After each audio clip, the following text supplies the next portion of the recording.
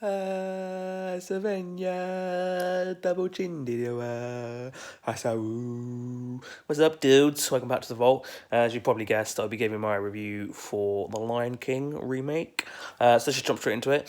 This one opens on a beautiful sunrise, on a shot of a beautiful sunrise before we hear the familiar and iconic notes of the Circle of Life.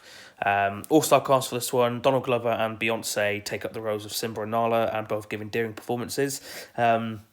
James L. Jones returns to reprise the role of Mufasa, and honestly, it was a welcome relief hearing his chocolatey tones again. There's also a stellar supporting cast with the likes of Eric Andre, Keegan-Michael Key, Florence Kasumba, and John Oliver, as well as many more. The standouts for me though were Chiwetel Ejiofor, I'm definitely pronounced that wrong, who gave a sinister, almost Shakespearean performance as Scar, and Seth Rogen and Billy Eichner, who gave the film most of its laughs as Timon and Pumbaa.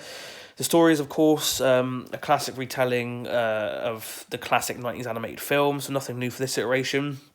The story paces well throughout and pulls off certain iconic scenes well enough. There's also a lot of fun to be had as Rogan and Eichner bring the laughs, forming quite the comedic pair. So, if you can get past the toilet humour, which is the majority of the humour in the film, then there are still some jokes, that will definitely elicit a chuckle from you. CGI is pretty cool, as are some of the action set pieces. Once again, if you can get past how weird these animals look trying to form human words, then you will enjoy it overall. Two wonderful set pieces that spring to mind that are just shot spectacularly is the stampede and the fight between Simba and Scar as Pride Rock burns around them. CGI definitely doesn't feel too heavy, and there's also a cool moment that I noticed where a piece of Simba's hair, through some amusing exposition, makes its way to Rafiki. I just thought that was pretty awesome.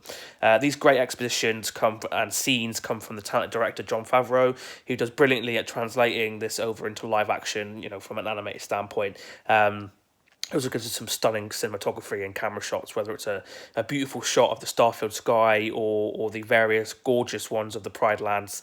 Every scene is saturated with big, bright colours that really draw in the eye. I mean, I always have time for Favreau's work. Last but certainly not least, let's talk about the soundtrack. It features all of the classic and iconic songs from the original. I Just Can't Wait to Be King, Hakuna Matata, Circle of Life, all those great ones.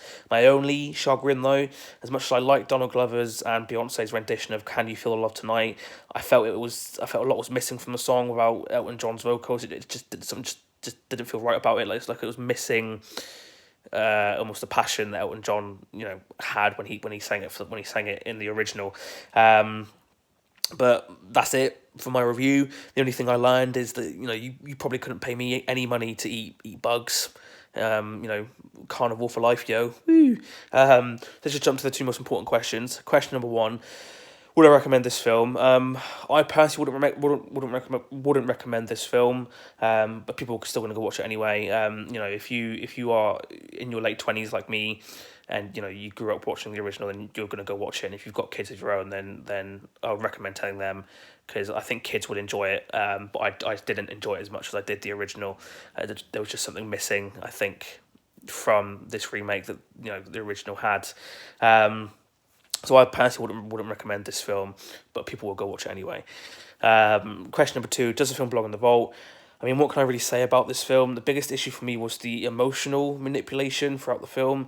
This, coupled with them leaning heavily on the nostalgia, caused the film to turn into one that isn't all that great, but people will love it because it hits the standard emotional and psychological beats. There was also a major overload on the moments that were meant to be cute. It just almost got to a point where it was kind of cringy, almost cringy to watch. So for me, because of those reasons, I won't be putting this film into the vault. I still don't really think this story needed to be told. I think the original, pretty much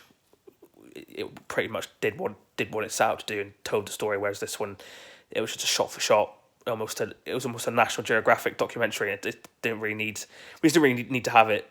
Is what I'm saying. We didn't really need to have, this live remake. But Disney's going to do what Disney's going to do. There we have it, guys. Here is my review for The Lion King 2019. And if you've seen it, you enjoyed it, let me know what you liked down in the comments below. If you hated it, didn't like it, again, let me know why down in the comments below. As always, guys, if you like what I'm doing here, please don't forget to like, subscribe, share this video with your friends, your pets, your family. and your friendly neighborhood lions and hyenas. Until the next one, peace, love, my dudes.